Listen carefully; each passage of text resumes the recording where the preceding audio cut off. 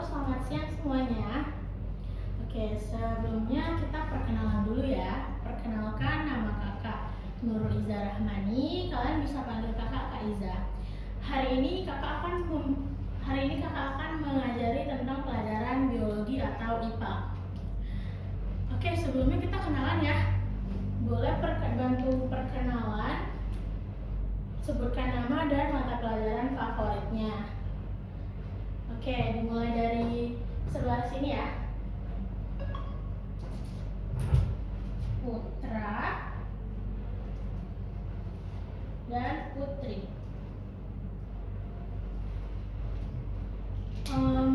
Hari ini di sekolah belajarnya tentang apa?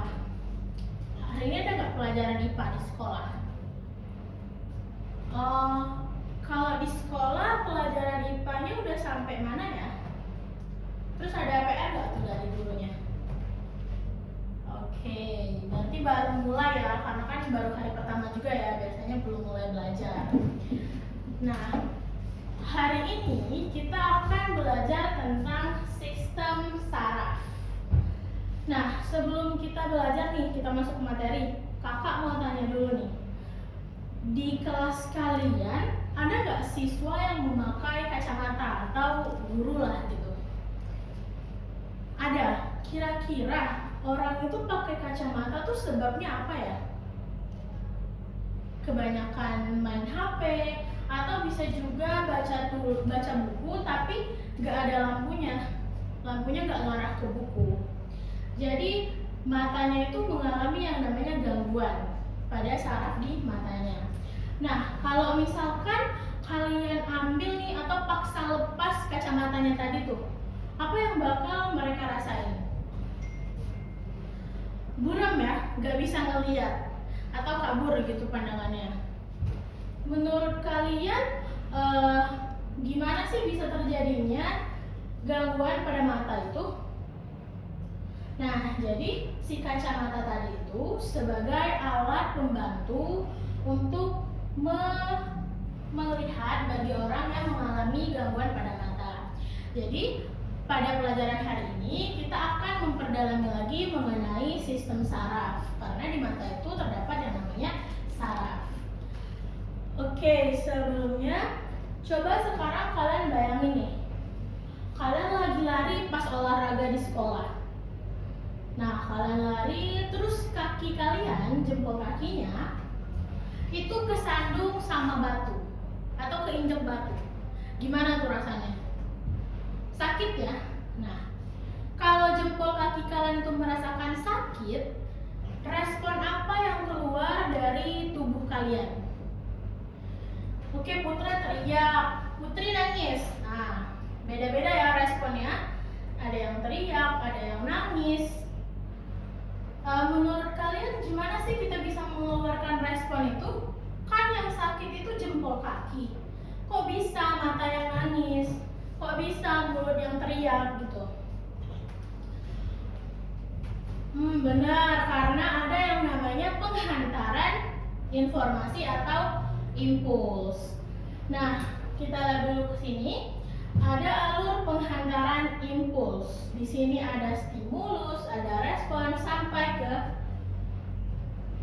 ada reseptor dan ke respons.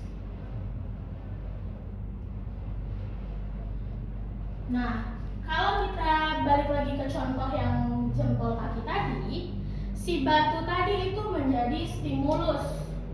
Jadi posisi batu itu sebagai stimulus dan saraf yang ada di kulit jempol kaki kalian itu sebagai reseptor atau yang menerima rasa sakit. Si reseptor ini membawa impuls tadi atau rasa sakit tadi menuju ke saraf sensorik. Udah dapat di saraf sensorik nih, informasinya udah sampai ke saraf sensorik, dibawa lagi sama saraf sensorik menuju ke saraf pusat.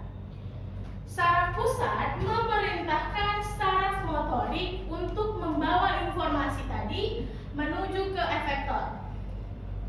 Dalam kasus jempol kaki tadi, efektornya ada dua ya. Ada kelenjar air mata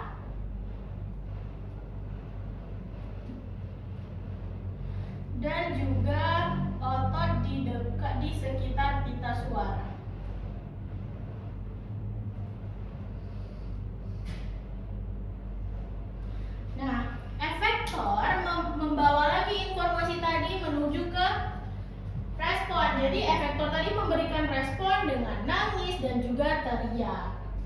Jadi dari penjelasan mengenai alur penghantaran impuls tadi, si stimulus ini adalah rangsang yang dideteksi oleh reseptor. Sedangkan reseptor adalah saraf yang bisa mendeteksi adanya stimulus atau rangsang tadi. Dan impuls merupakan bentuk rangsangan yang dihantarkan sistem saraf. Saraf pusat merupakan bagian yang mengolah rangsangan. Di dalam tubuh kita ada dua saraf pusat, yaitu ada otak dan juga ada sumsum tulang belakang. Terus ada juga yang namanya saraf tepi. Saraf tepi ini menghantarkan impuls dari saraf pusat dan ke saraf pusat. Dari alur penghantaran impuls tadi, yang manalah kira-kira saraf tepi? Ya benar banget Putra, saraf tepi itu ada saraf sensorik dan saraf motorik. Oke, kita lanjut lagi mengenal sistem saraf lebih jauh. Oke, di sini ada struktur neuron. Neuron itu sistem saraf. Jadi ini adalah struktur sistem saraf. Nah, ini adalah contoh bentuk sel saraf. Ini namanya adalah dendrit dan di sini ada badan sel. Yang bagian ini kalau kalian lihat di HP kalian itu warna kuning, itu selubung mielin dan ada nodus ranvier sebagai penghubung. Dan yang paling ujung itu ada akson terminal. Oke, sekarang kakak jelasin mengenai fungsi-fungsi dari struktur sel saraf. Jadi kalau badan sel itu sama seperti badan sel yang ada di inti sel. Badan sel ini tempat terdapatnya nukleus. Nukleus pada sel saraf itu yang ini ya. Ini nukleus atau inti sel saraf. Nah, si badan sel ini tempat adanya nukleus dan tempat adanya sitoplasma. Jadi di badan sel ini terdapat si nukleus tadi yang mengendalikan seluruh aktivitas dari sel saraf. Terus ada dendrit. Dendrit ini adalah jaluran pendek sitoplasma. Dendrit ini akan menghubungkan seluruh sel saraf dengan sel saraf lainnya. Dan ada akson. Akson ini adalah jaluran panjang sitoplasma.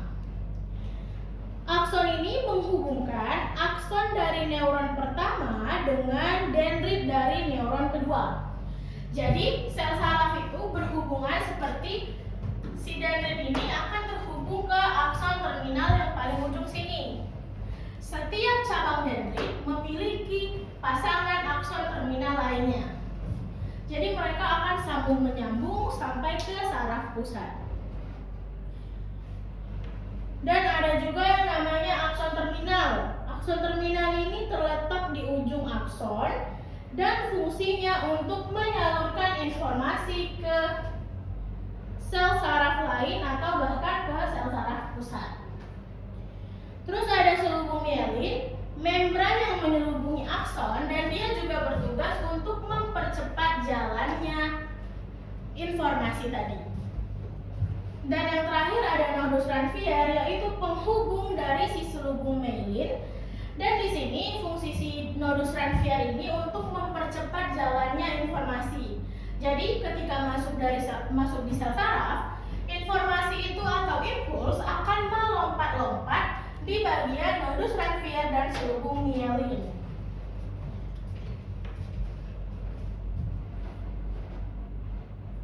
Oke, sekarang kita ke gambar otak. Di sini ada bagian-bagian otak. Nah, di bagian-bagian otak ini terdapat otak besar, otak kecil, batang otak, hipotalamus, talamus, sampai ke hipofisis. Otak besar ini adalah pusat berpikir, komunikasi, dan juga mendengar, melihat, serta mengelola semua informasi yang bersifat sensorik.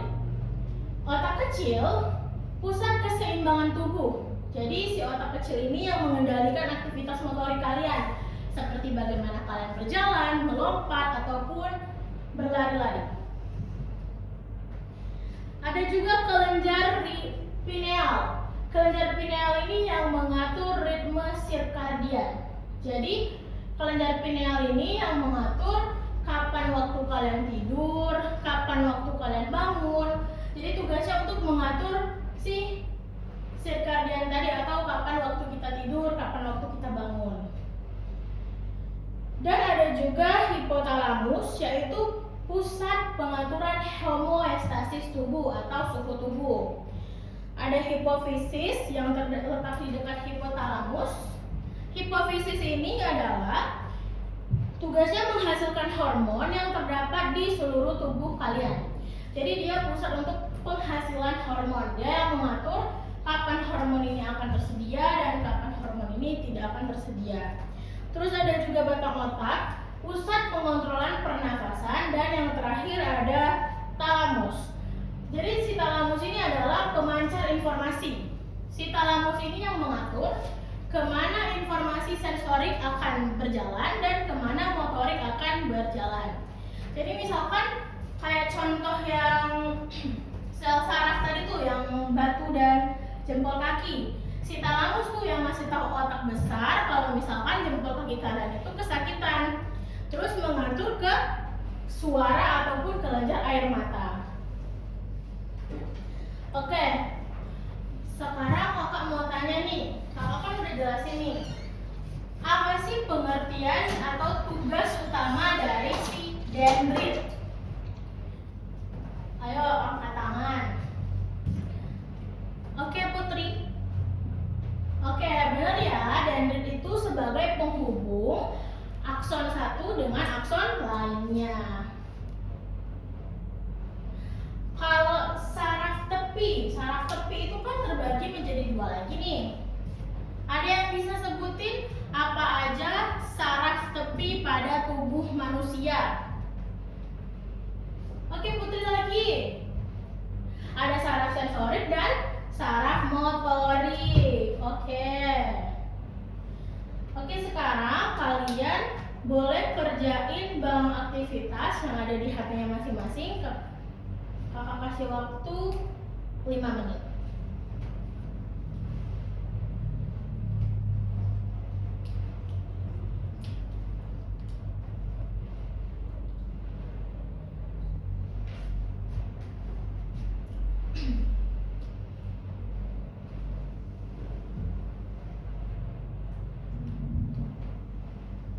Oke, kita bahas sama-sama ya. Kita bahas dari kuis nomor 1.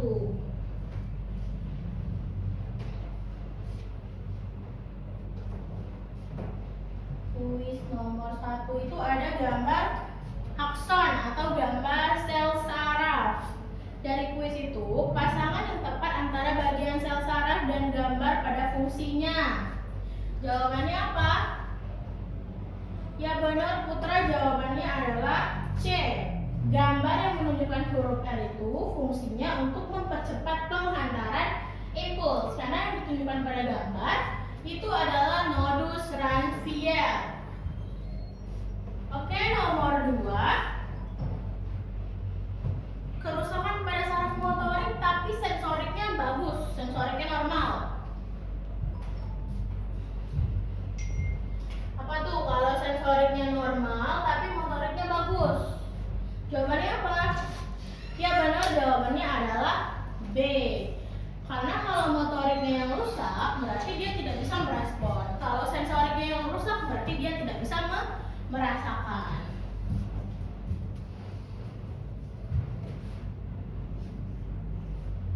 Oke, nomor 3. Balik lagi ke gambar sistem saraf tadi atau struktur neuron. Di sini sulung mielinnya di sel saraf motorik yang rusak, sedangkan sensoriknya dia normal. Berarti jawabannya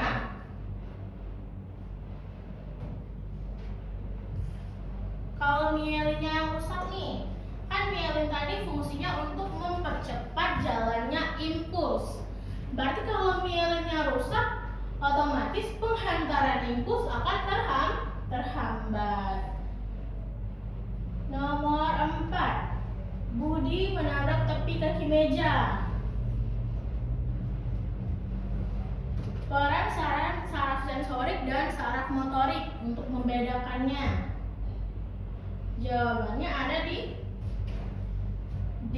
Saraf sensorik mendeteksi tepi kaki meja lalu membawa informasinya ke pusat saraf, sedangkan motorik membawa perintah dari saraf pusat menuju ke kaki.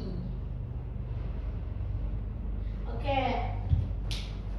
Dari pembelajaran hari ini kita bisa menyimpulkan bahwasanya sistem saraf ini ialah saraf atau sistem yang di dalam tubuh kita yang berfungsi untuk mengatur, mengontrol, dan mengoordinasi segala sesuatu yang terjadi dalam tubuh kita.